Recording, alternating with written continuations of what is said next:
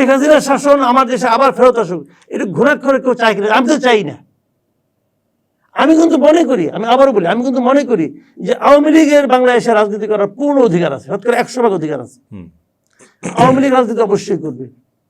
এবং এই যে একেবারে refined Awami League, refined even শব্দ আমি ইউজ করি না, আওয়ামী লীগই করবে। কিন্তু আওয়ামী লীগে যারা অপরাধ করেছে এর মধ্যে গত 15 বছর 16 বছর, খুন খারাপি, লুটতরাজ, বিদেশের টাকা পাচ্ছে, তারা করেছে, এই যে প্রত্যেকের বিরুদ্ধে মামলা হওয়া উচিত। অনেকের বিরুদ্ধে মামলা হয়েছে, আবল তাবল মামলা হয়েছে, কিন্তু জেনুইন মামলাই হওয়া উচিত সবারই। এবং মামলা থাকলে তারা ইলেকশন করতেও পারবে না, মামলা থাকলে তারা ভেবে রাজনীতি, ওই মামলার কারণে রাজনীতি তারা করতেও পারবে না।